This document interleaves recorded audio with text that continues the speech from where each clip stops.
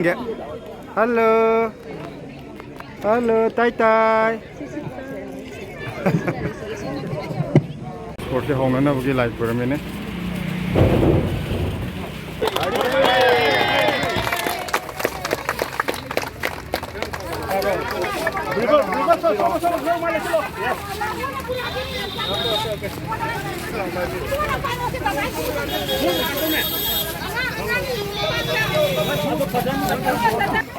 Musik merah pusat lagi sange.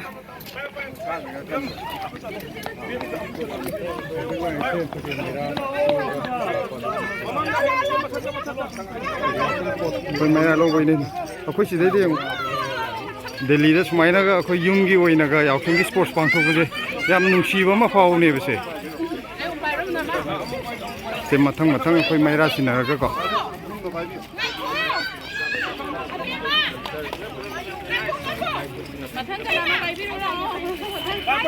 Saya koi ngasih maira yang bhajan saku je semaya, aku gi leba meam jadi punci je nungai na apa ho era je nu.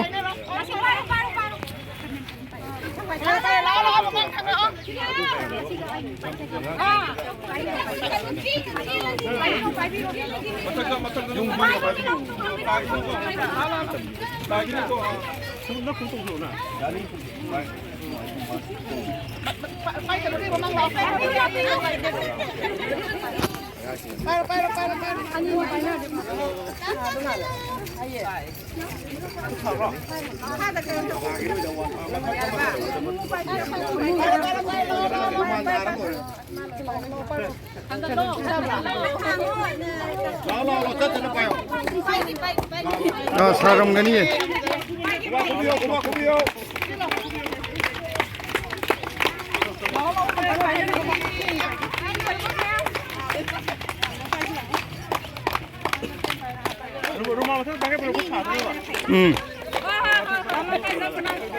Sarung gani still loy bani na ba.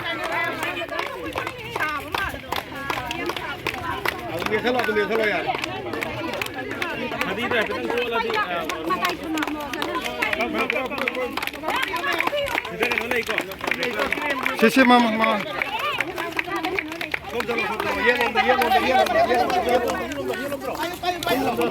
Suandagi. Ah.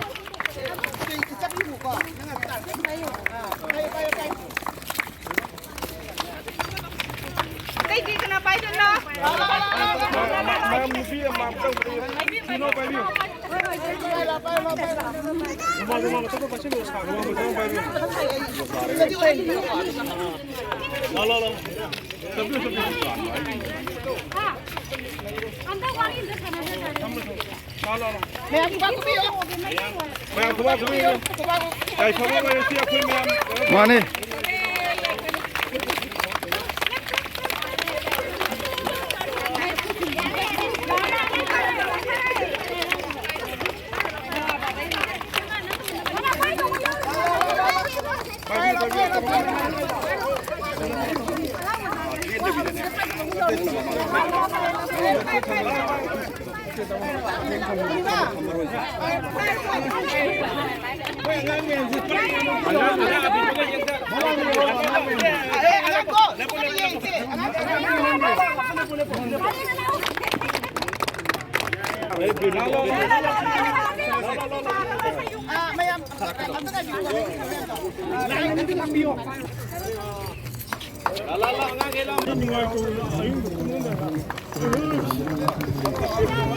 Adi kom da.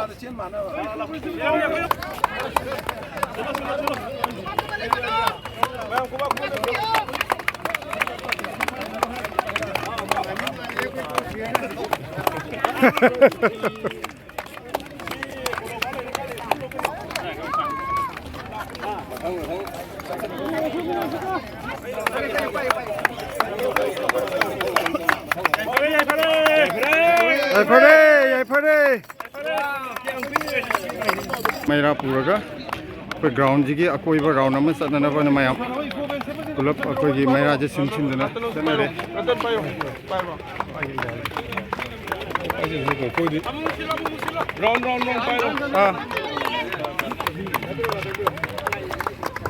यार रुपा की line में खड़ी line में रुपा की line में रुपा की line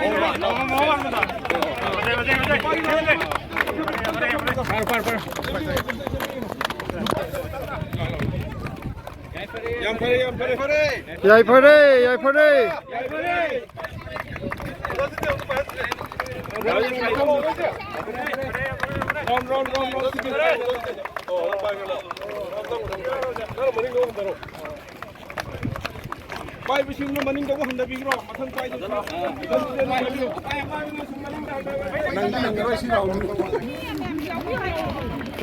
सम याव पाई पूरी मारो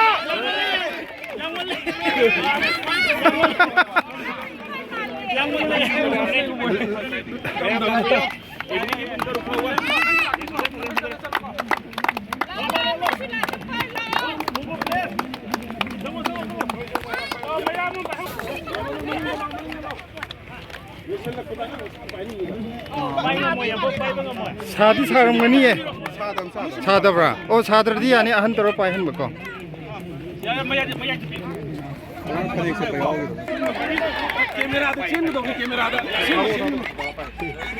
energy J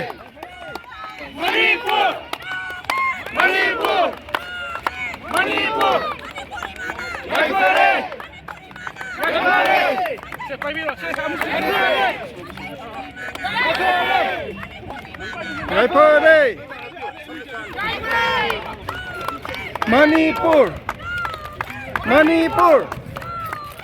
Malibu!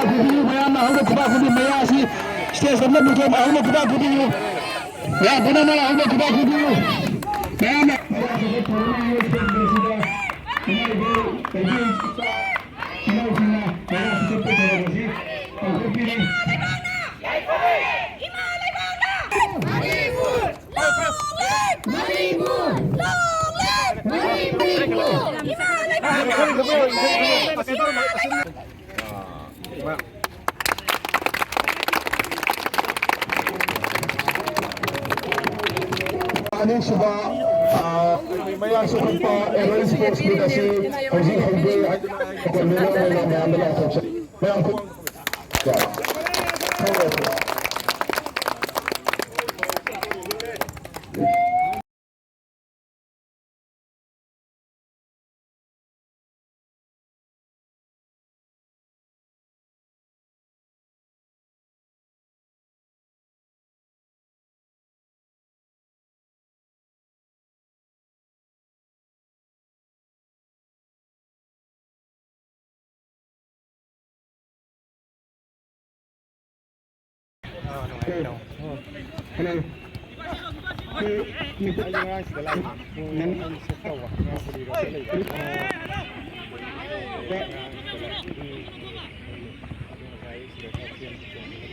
Angang nupi maca sahi mangadagina taret phoggi hojik lamjen hogdore hojik sahi taret mangadagina taret phog angang ini nupi maca gi oina ja chobam yaw jidi mana ayo chen gare angam ture phom maca gi sahi mangadagina taret phoggi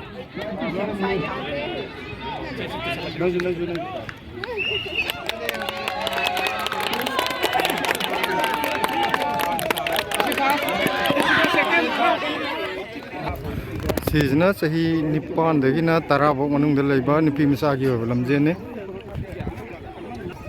angang leitrabo khara piyo microphone laune yamba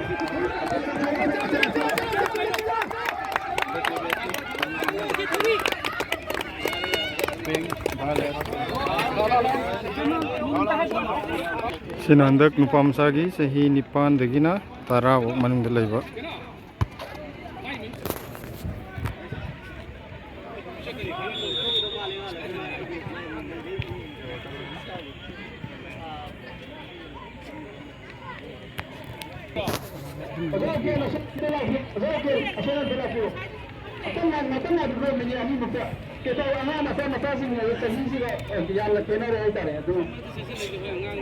Sorry kan boy musuh ada.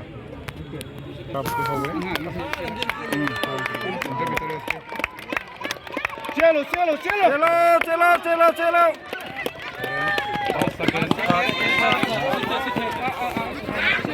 Sina sahi tara dagina tara mangabok manu lesabi maca jinggi haitarene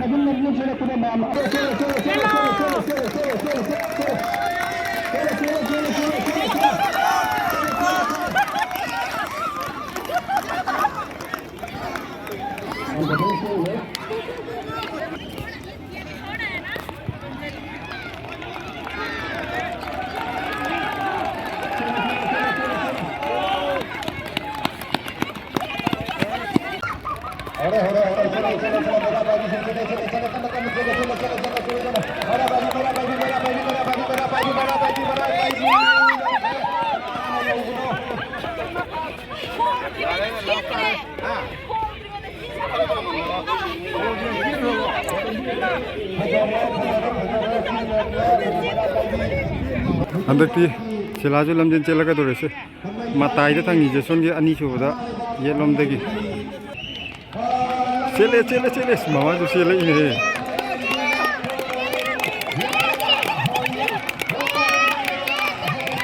yeah chila hojik chapu thugai bi hore hojik selaka dore me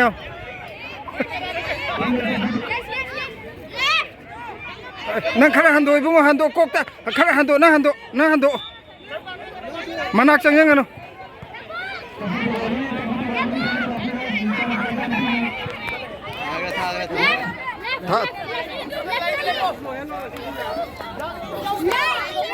tharo tu nang kitang khangai ram ne mo da lei ram ne tu only one no shi chapu thugai tu je kana no Nirtesh kay thugai ngam ni ko 소이든 좋아요고. 아. 자, 손대 영어 자꾸 두가이 되고 강구제. 어른 유튜브 때 라도니. 아, very good. 아. 자, 유튜브 끼네. 자, 자꾸 두가이 되고 강구제 유튜브 때 라도니. 아. 아. 나이트로. 오케이. 자, 부투 가게 되고 강우 영어 유튜브 기. 어른 아무 때 새로 cái nó thu 가게 되니까. 너희 아니 아무 때 저희 되는 도움 거. 사실 남진아 봐 양기도 말리다 세뚱기자. 고마워니. 아. 자, 부좀 해 잡다 톰 듣게 되니까. 아.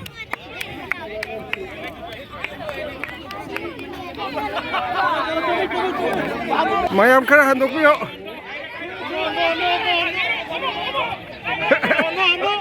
hando lai mayam hai be yade hoji khajik ta ngai re thom dore khajik ta ngai re chumme tha dore oi phonam to ko kitang ka ngai re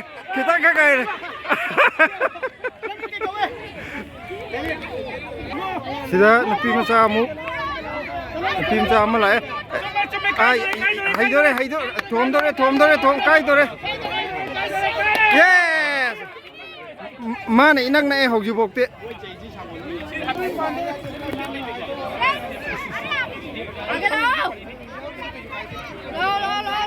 nakanda haibe yade mathakta gi thadar kadong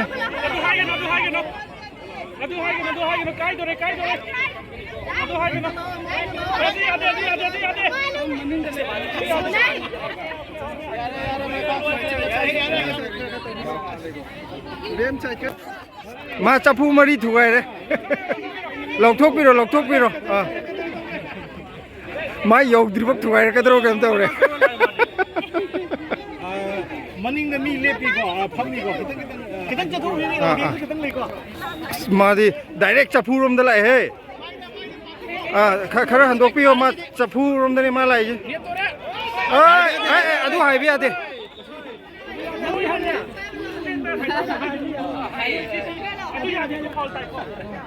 अस अमा जिदि चाइ पुंग अमरोइदा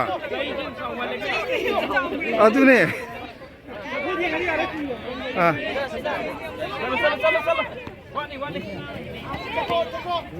वाली copy है भी करो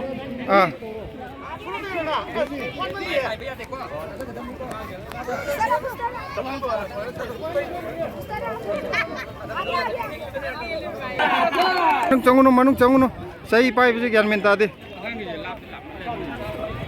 khar action me diya khajik ta ngai re se ani ra gya de handak ki jidi thugai gi do male he yamna em tamala ema de handak ti soi re sapu kai do re adu haibe ade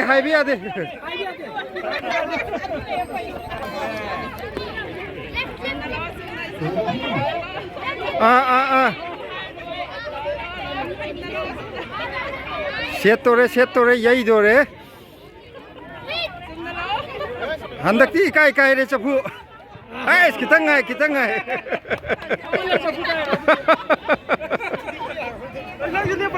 sona chapu thugai le me hogre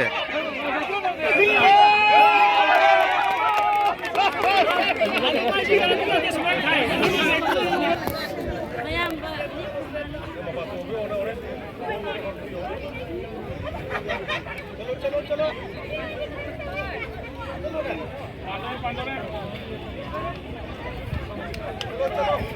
handak ki jide ekta thom again lakpa mandro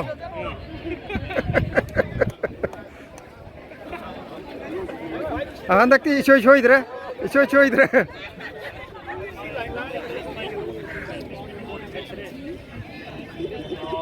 yai do re me kai tang ngai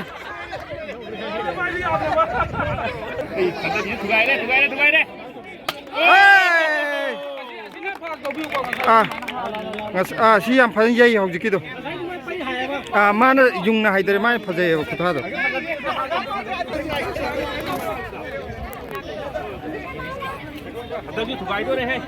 सीमजु सोइद्रे यंगो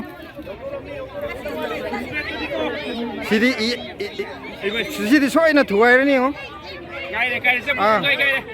सिदी सुं चोय चोइद्रे सीमदि खाजिक तंगाइरे खाजिक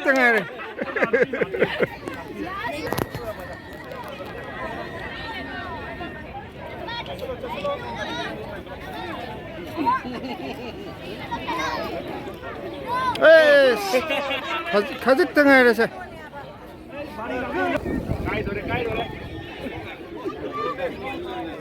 मा खोंका मसिंग थीबा मालेदा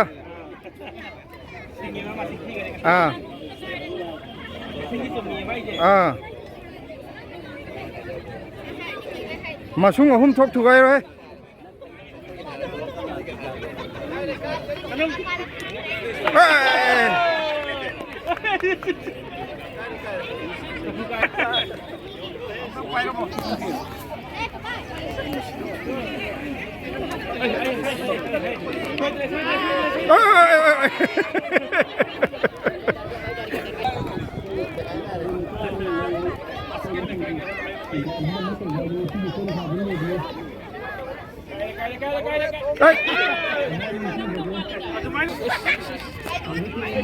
मा Coke थादर लाइदा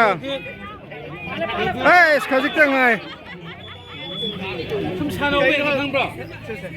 अच्छा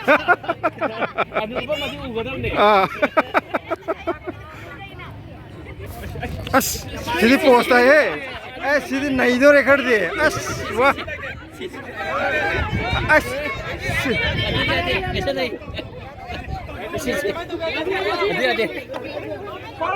पाले अस पाले है ये मार अब उनका है ना कुछ सब हो रहा है मला इने से नहीं खाना बा हो गया वो मालेदा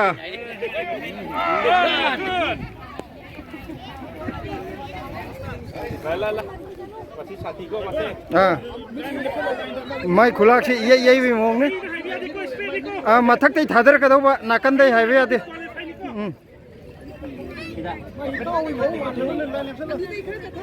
mine's this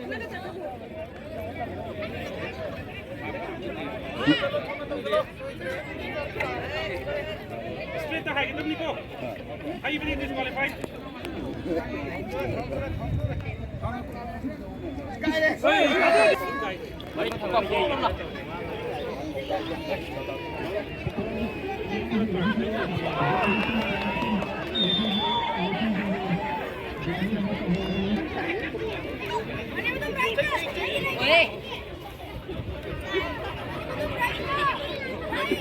Mani nak.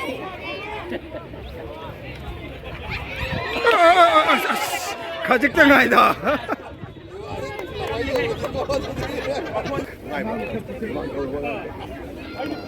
Saya ngasai lamjin dia yang game ni hendak capu je tuai bring je.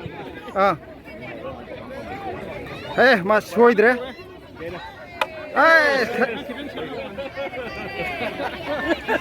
It's okay. No issue. Ma capu tuai belak punya kau bergeram tu reda. Thau yok dre, hangre thau yok dre.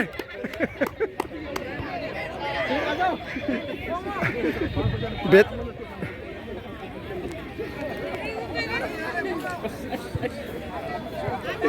Betri loer bergeram tu reda. Calu ya dre.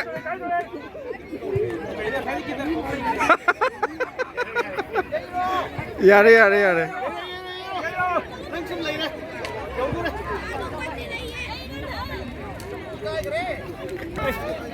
Mati wakan nuai pri oi jat kre. Akhir se phu mai ni pa tha ko ni ma.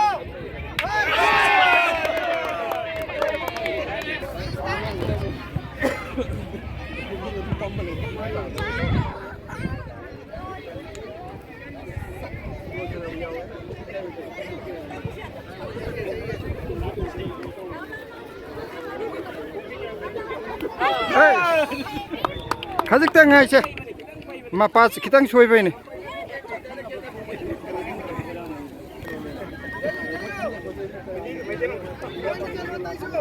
मसिंग थिरगा लाकने माजे चौराको येंगागा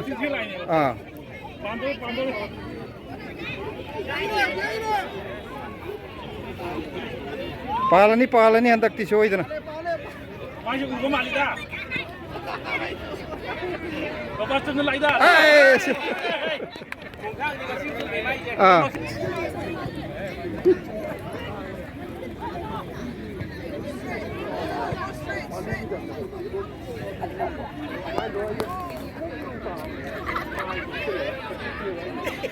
cái mau qua khăn nằm khăn lây cái khăn lô sẽ bị thua sẽ bị thua khăn đi cô ngã sai đi chắp phu pan mà khác thế này năng thủ gai yếu pura mà chết năng lâu thôi này chắp phu cái vậy đó mà cái cái thuốc thủ gai gì cái nó khăn lây rồi cái đâu rồi đó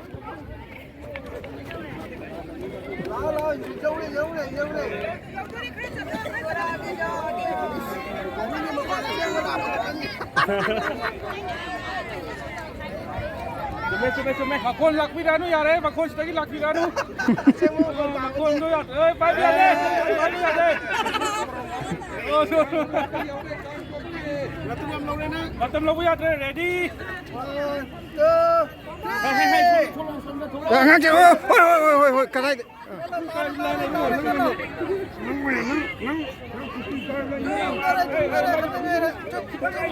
Smile yai ning driye. Yai jira. Am ta học dog bi tung rồi am ta rồi.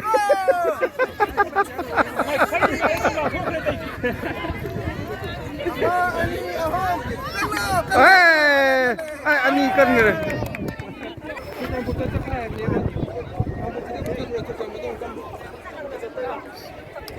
Mai dia ngon tu tamai dah.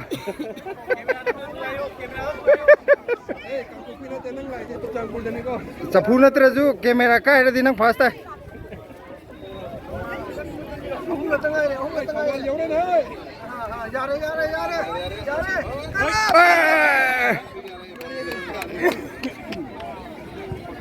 Ini pura hero ni.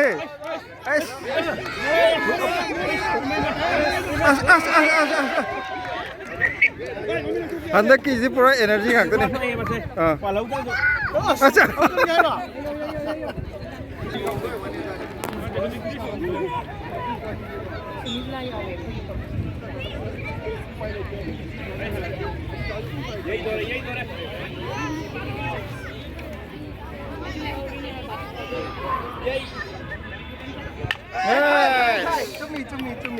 अच्छा खाते नहीं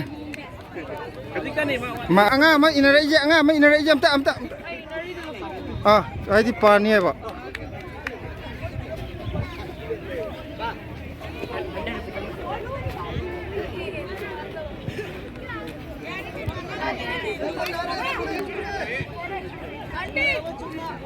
aunty daddy का ball देखा है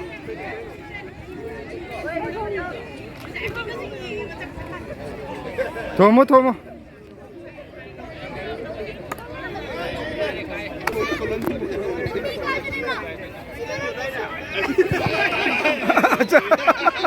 support tau se lai ko nang disqualify ma khali je chat chira chat loi jira mi hang to yeng re thomo kitang chalaga thomo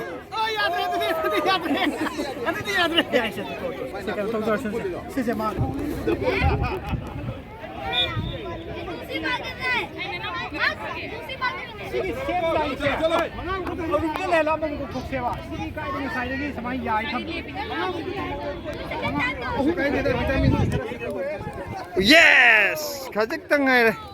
Very good. Maram ya mo Cai piramo. Maria soy de tum yai gro kam to re. Chalo. ꯑꯗꯨꯗꯒꯤ ꯌꯥꯔꯦ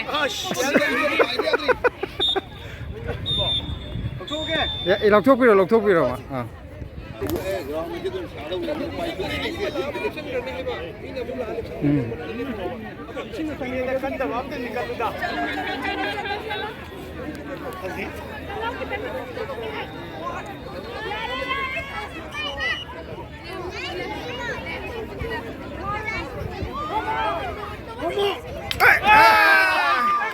ꯑꯩꯈꯣꯏꯒꯤ ꯑꯍꯟꯁꯤꯡꯒꯤꯅꯦ ꯆꯐꯨ ꯊꯨꯒꯥꯏꯕꯤꯁꯦ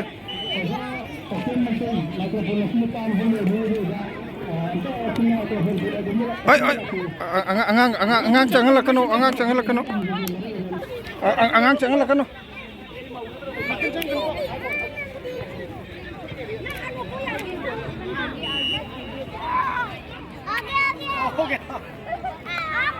ꯆꯨꯝꯗꯤ ꯆꯨꯝꯃꯦ ꯈꯤꯇꯪ ꯈꯛ ꯋꯥꯠꯄ ꯃꯄꯥꯗꯤ ꯆꯨꯝꯅ ꯂꯥꯛꯏꯅꯦ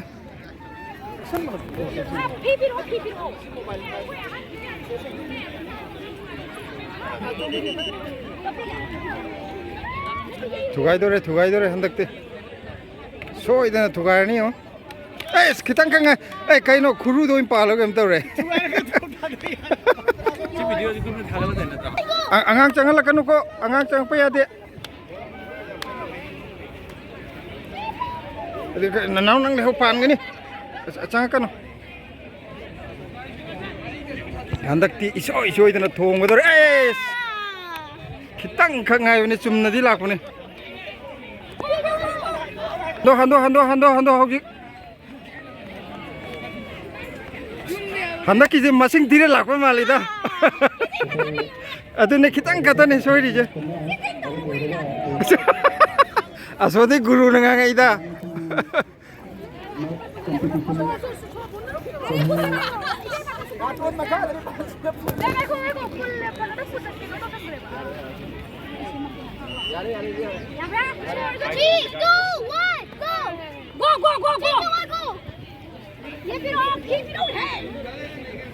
Nanaw nang am changeng kanu khai rak pada pani handak ki ji em khutam ji ya de da set ki dore chapu sung choi choi da na kai ne handak te ai as ha chai wo ki liye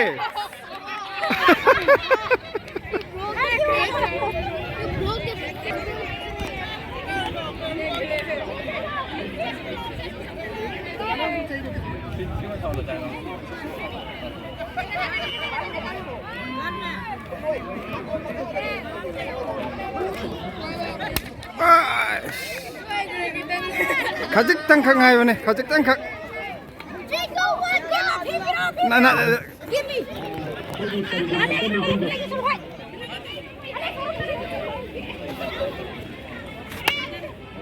hello hello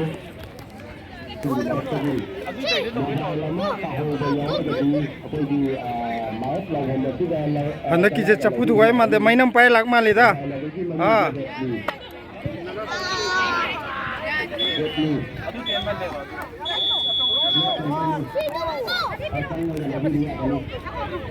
very good very good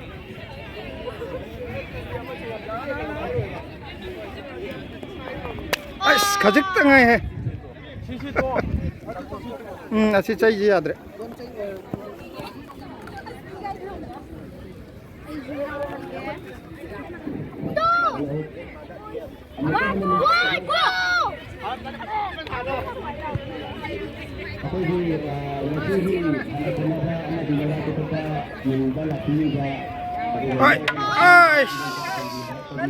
मखोन दी फजाई है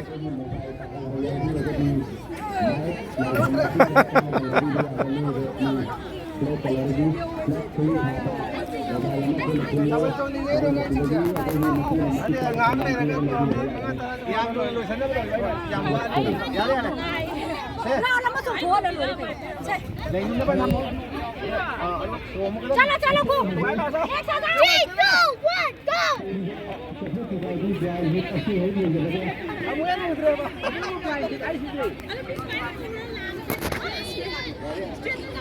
자 후그라이노 파티 가라 가자 짜이 가라이노 아니 수지 Next competition, mathematics competition adalah Ramadan ini. 마탁도 없이로.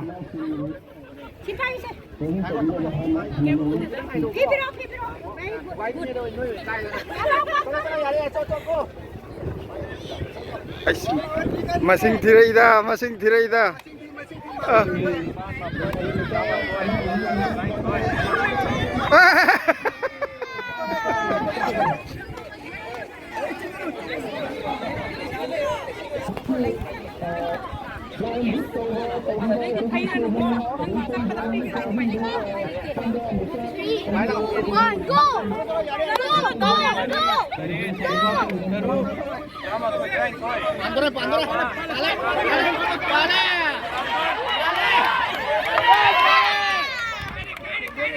Sapu kai dore.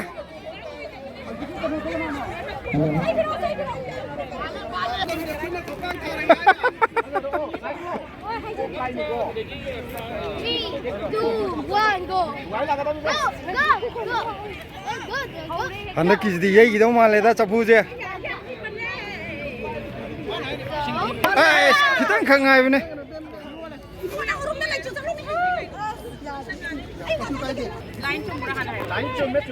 Aduh, mimpi cumui. 3, 2, 1, go! Imai. Ratret, ratru, ramani. Next competition Ay, cuma marah itu dia.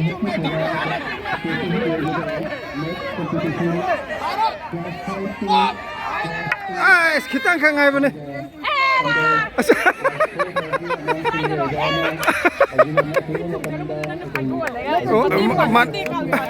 Kajik tengah ini.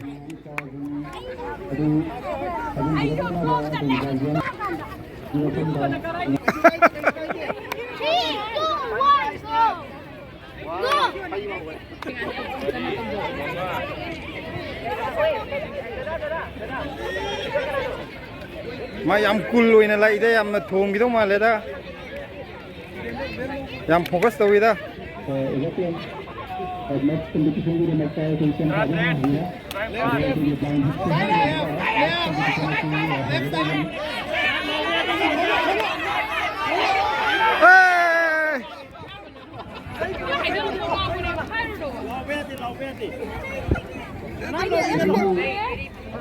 Silani.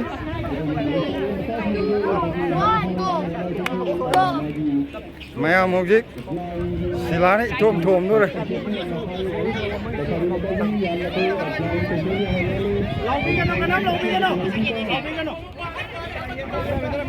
Aish. Kanada no ini.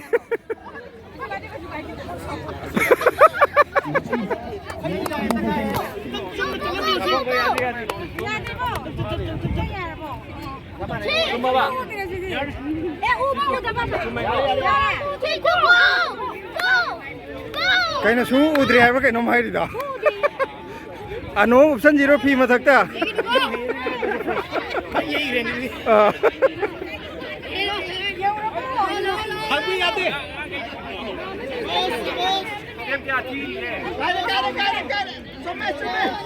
Kau orang kan amat deh tahu biu masih. Maya isang noyo.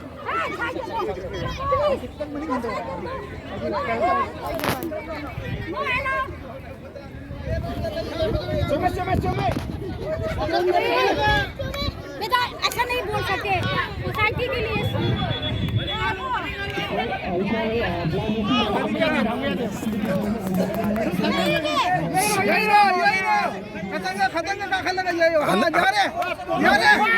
One, two, three, yes!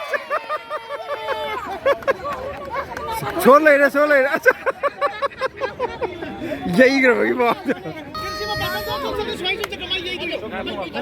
Halong dam mai.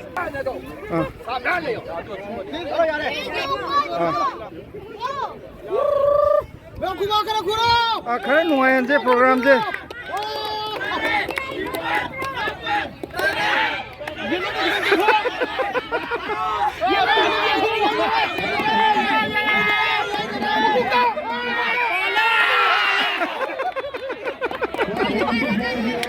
โปรแกรมที่60 khắc nung nung hay đấy ta.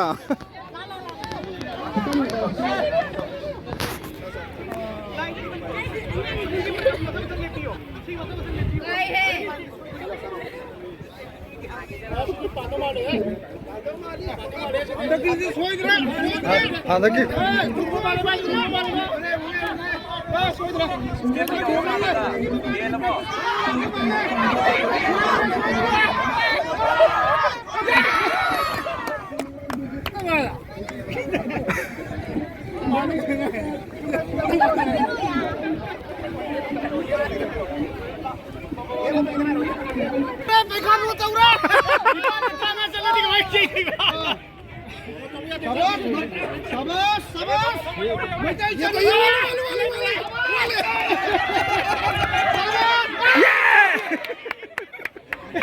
Ya Diko, family support tolong Diko.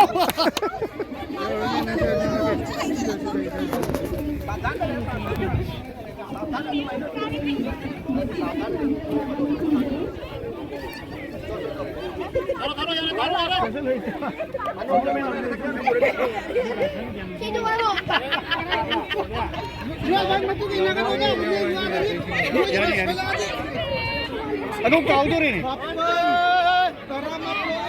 ये देखो चलो ये चुप हम देने का मुझे चलो चलो चलो aduh dah tu capu lagi aduh dah tu lagi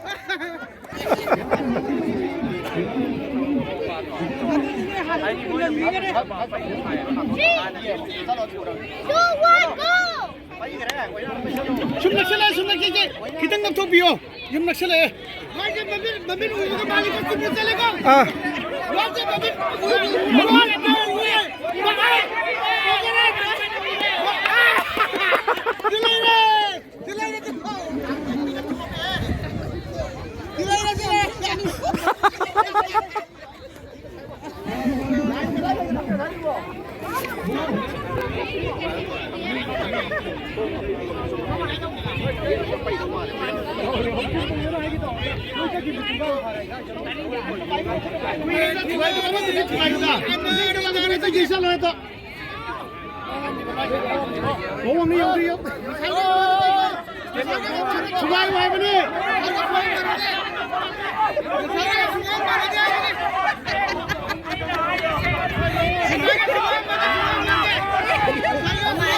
lihat kere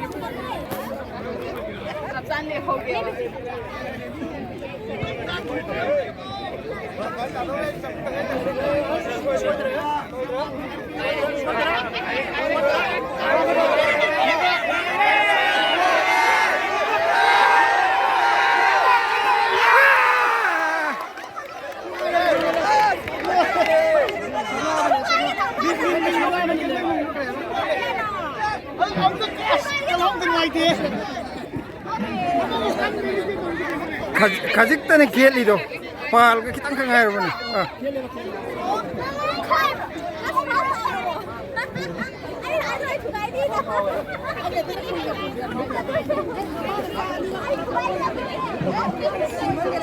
học gì kêu ấy là khoai này à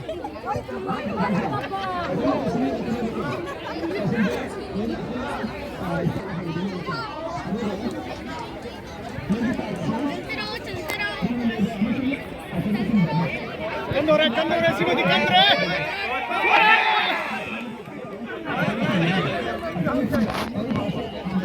Sei bumiro! Sei ganun po din! Sei ganun po ayaro!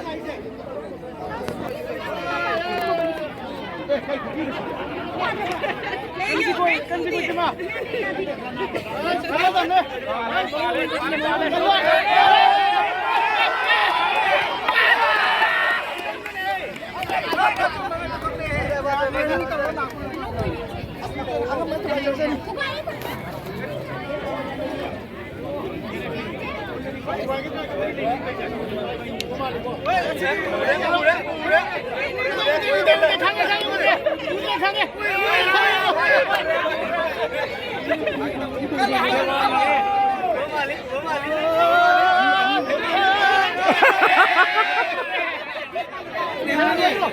Kalau.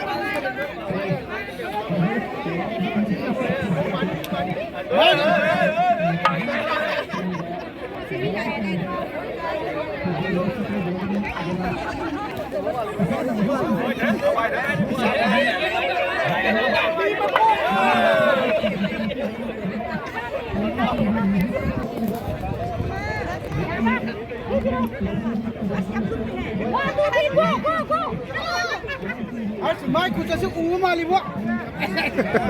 Maiku jadi umum ali buat. Ada umum ada buat. Ure.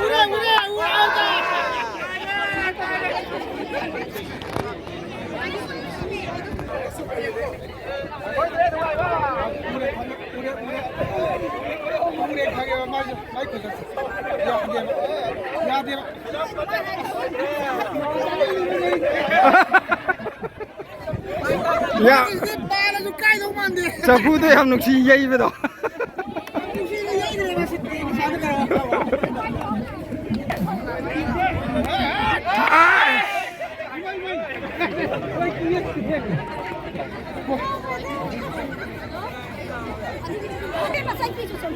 जल्दी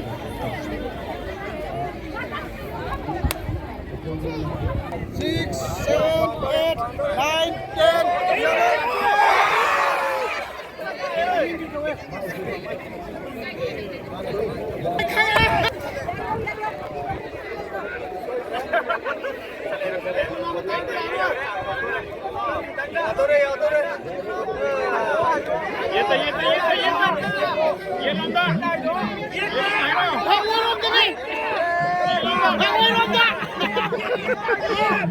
ये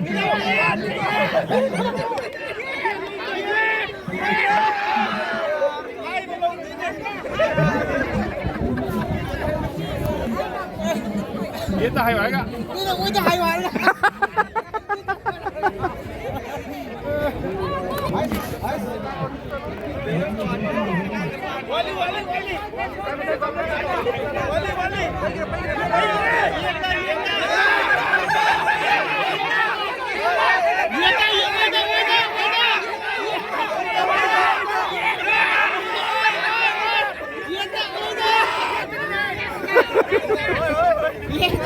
ये तो वजह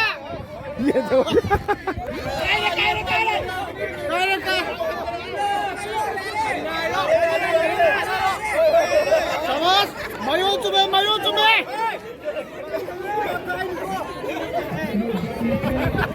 मंदिर का लोग यहाँ चले मबार फिसले Alay yan dyan.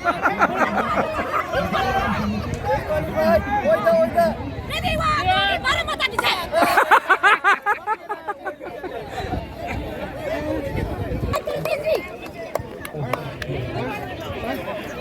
Nga say.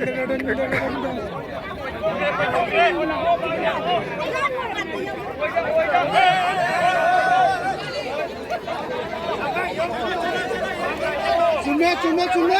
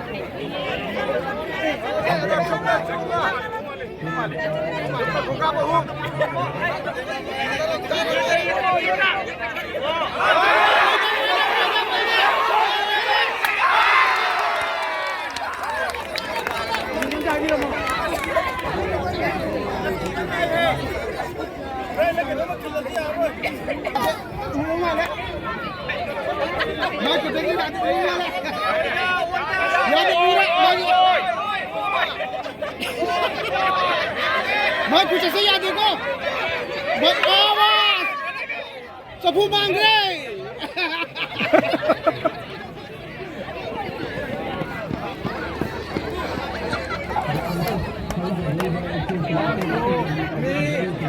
udah buka mesin dia udah mau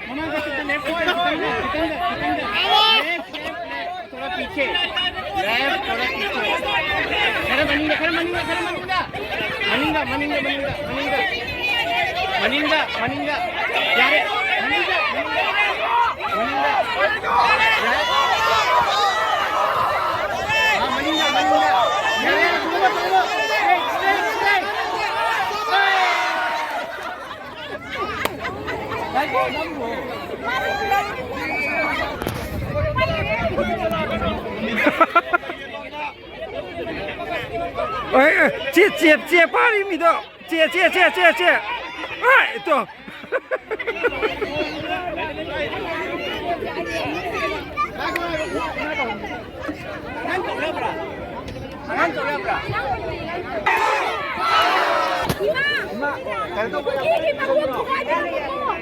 Gimana tuh 좀만 잡히요. 나는 잡히요. 잡히로.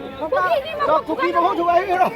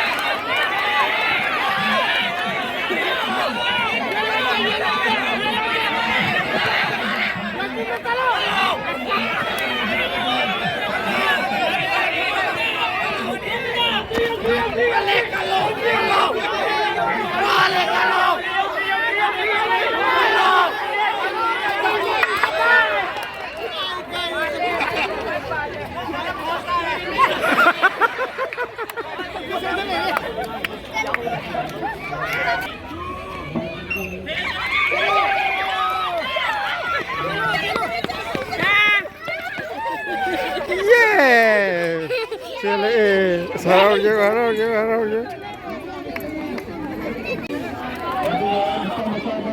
भजन तो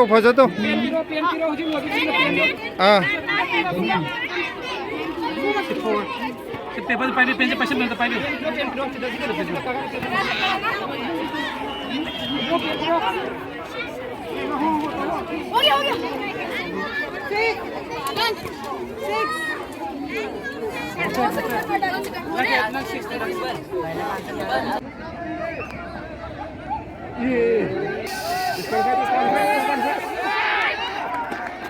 저 와라니다 아니자.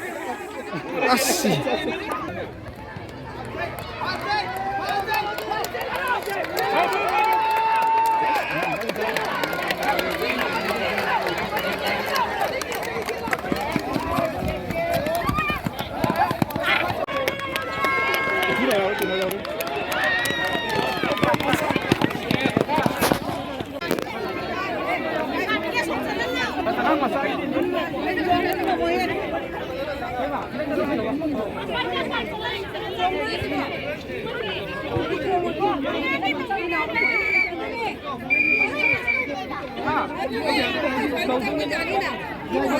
Aku season in out ni sana je, congjalak pa congthok ko sana bodo.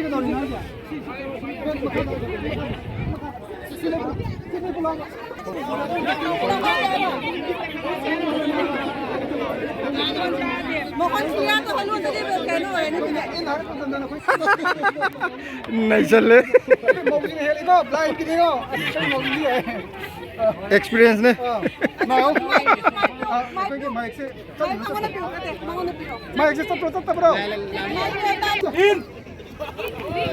out in out out in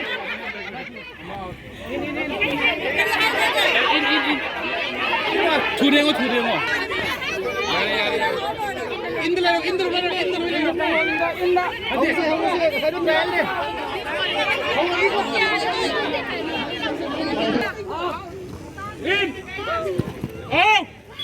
in out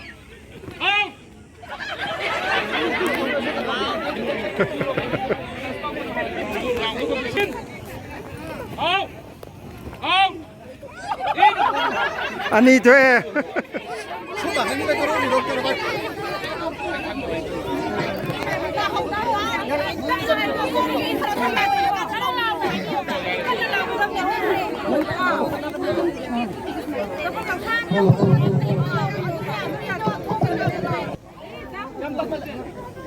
in in đâu cái đấy in đâu cái đấy out in out out in out in out in out in out in out out in out in out in out in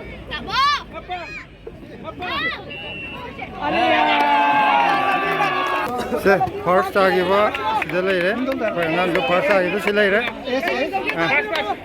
second prize Sabina. adagi second agi ba ngan no silai re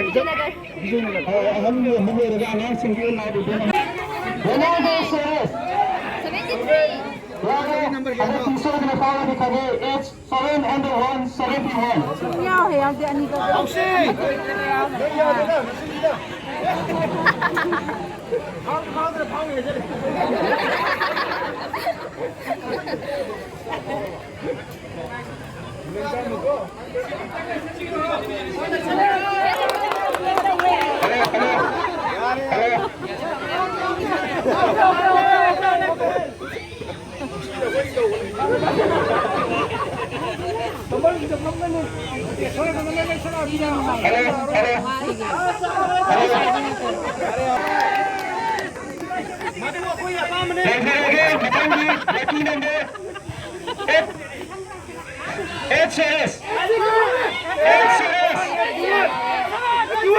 It's 8 and it's going to go 3, 83.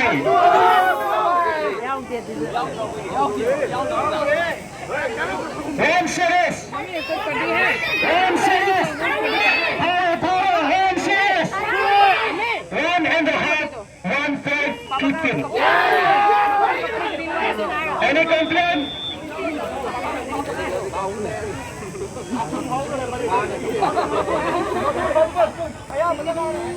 Một tầng cần phán tục chứ. Ở đây mà muốn bây giờ đấy, mà đi mai xem một tất nhiên là number gì hai mươi độ. Ở đây khai số không xong xin tàu rồi mà. Ở đây number gì một tất cả anh hai mươi cái, ở đây next cái number gì nó có chừng ấy sao? Mà nhà biết đi có. Ở đây ba đấy là một cái tàu biết đâu. Nào. Number 15.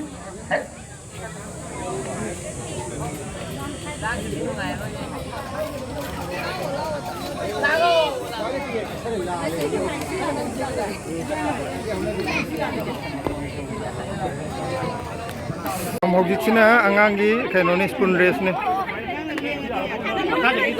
sida marbon hap ka tahan baya de ko tahan dan chen ga dong ko yaw do ba ngang ga jai masak lo yeng la ke se ore phajam je chen ga dong ko marbon tahan baya de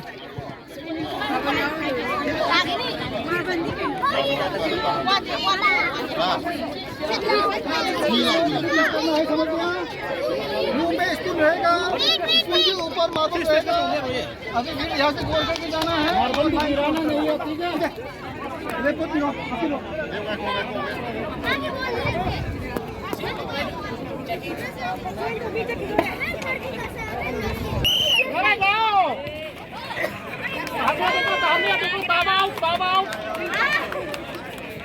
Seta ki betul piro.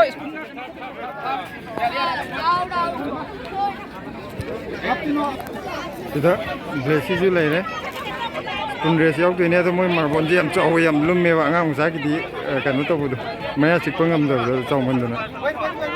Sasa, kita pak.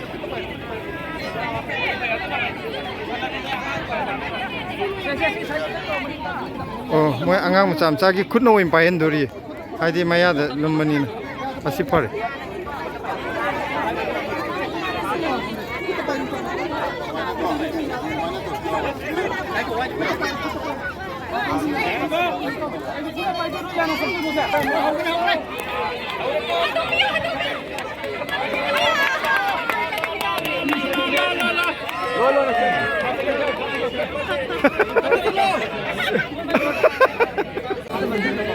ꯁꯤꯗꯅ ꯑꯩꯈꯣꯏꯒꯤ ꯊꯧꯔꯤ ꯆꯤꯡꯕꯤ tug of ꯋꯥꯔꯒꯤꯅꯦ ꯑꯗꯣ ꯊꯧꯔꯤ ꯆꯤꯡꯕꯗ ꯌꯥꯎꯔꯛꯀꯗꯧꯕ ꯂꯩꯁꯥꯕꯤ ꯑꯩꯈꯣꯏꯒꯤ ꯃꯄꯥꯡꯒꯜ ꯀꯟꯕ ꯂꯩꯁꯥꯕꯤꯁꯤꯡ ꯑꯝꯇ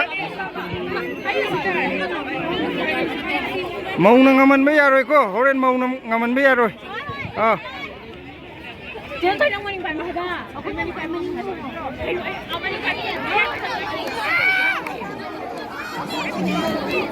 ꯁꯣꯝꯗꯅ ꯃꯧꯁꯤꯡ ꯑꯩꯈꯣꯏ ꯆꯤꯡꯕ ꯌꯥꯎꯒꯗꯧꯕ ꯃꯧꯁꯤꯡ ꯃꯧꯒꯤ ꯑꯉꯥꯡꯅ ꯉꯝꯍꯟꯕ ꯌꯥꯔꯣꯏꯀꯣ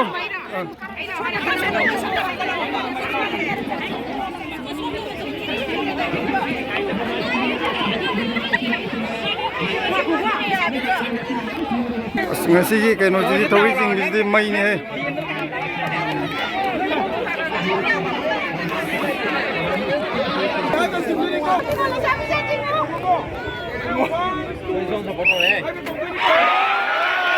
थोड़ी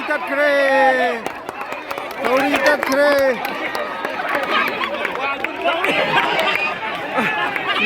मपांगन या अकन मंगाता हुए ले रहे मपांगन जैसे कल थोड़ी था ले से मैते नुपी की मथौना ये थोड़ी था ले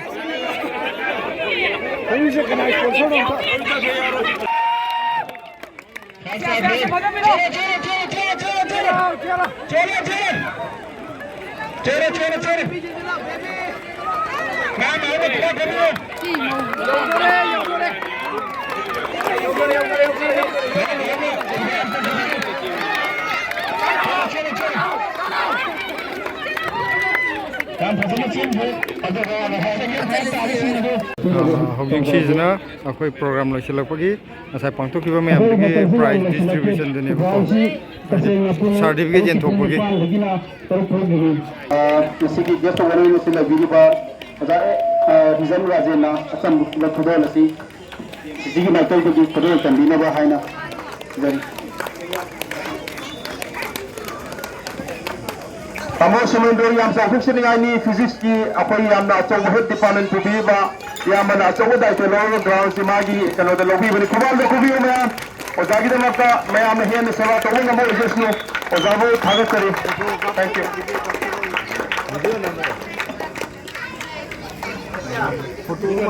ꯌꯨ ꯄ꯭ꯔꯥꯏꯖꯁꯤ ꯄꯤꯕꯤꯅꯕ ꯑꯩꯈꯣꯏꯒꯤ DMCCꯒꯤ ꯁꯦꯀ꯭ꯔꯦꯇꯔꯤ ꯑꯣꯏꯔꯤꯕ ꯑꯌꯥꯝꯕ W ꯄ꯭ꯔꯦꯝꯖꯤꯠꯄꯨ ꯄ꯭ꯔꯥꯏꯖꯁꯤ ꯄꯤꯕꯤꯅꯕ ꯑꯩꯅ ꯁ꯭ꯇꯦꯖꯇ ꯀꯧꯈꯠꯆꯔꯤ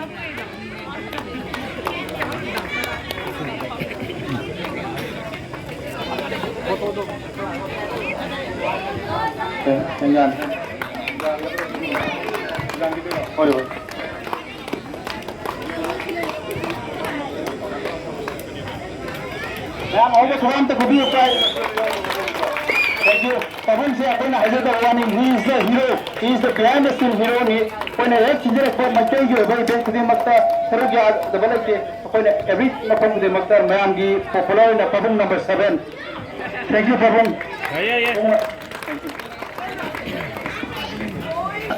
First position will be Gabi Waisintoy. Waisintoy LD Parani Tohana Matang Sambiram Nabahizari. First position Waisintoy. First position Waisintoy. Naba Ozasamendro stage ki from Thang the Lingsin Binaba Thanjari.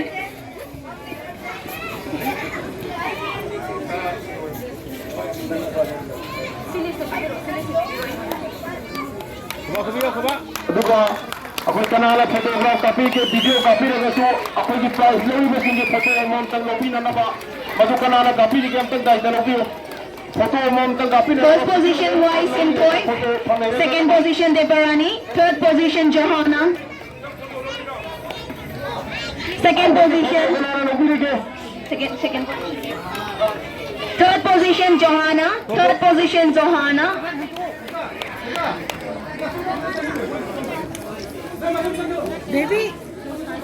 Third, boys category ida first position Leonard Sharma, Manimatum Thogdam, Daniel Thogdam. Boys category ki prize bithok pinaba akoi ki advisor Hizam Rajen Kakabo ko thoksari.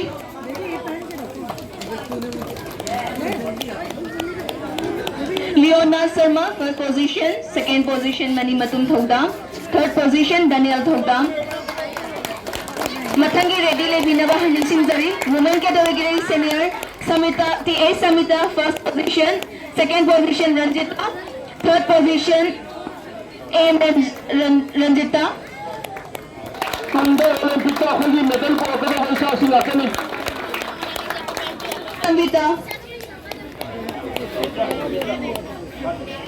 Samvita, Ma'am Kubakobio, congratulations. Second position Ranjita.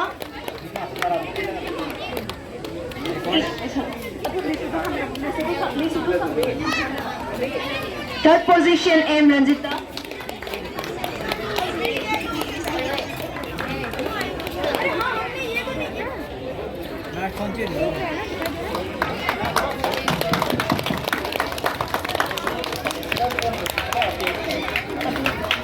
Kusila artist की price विभिन्न बतामोन वानी Chandra stage सकता question अकोई की core member TNCC की तामो मनी चंद्रा हुंडी सेकंड पोजीशन लंचेंबी third position Shilima Hijam fourth position Lija हवाइजम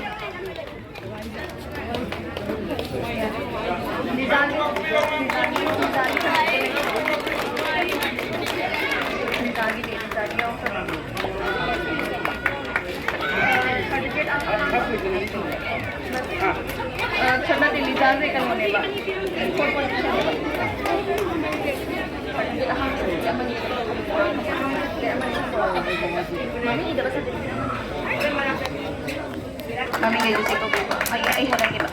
Changkumba Elhead Hentoiba Changkumba second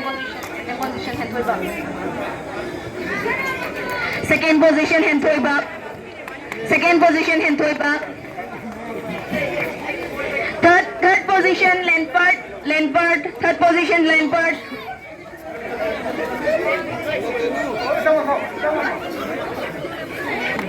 100 meter race Mathangi category 100 meter race Sahini Pandey gina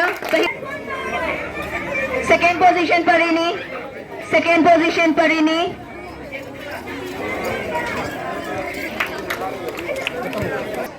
fifth position hers first position Ronald second position Anders third position Andy fourth position Even fifth position hers. Mayam Kubaga Chabanta Kubisi, a big round of applause for our future sports person, for our aspiring sports person, for our aspiring athlete. Please give a round of applause.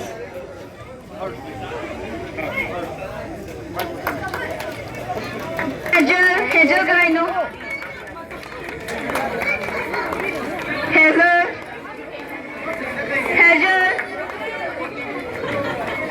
Fifth position Justina. Please give a round of applause. Mayam Kubakubio. Sixth position Atoiba.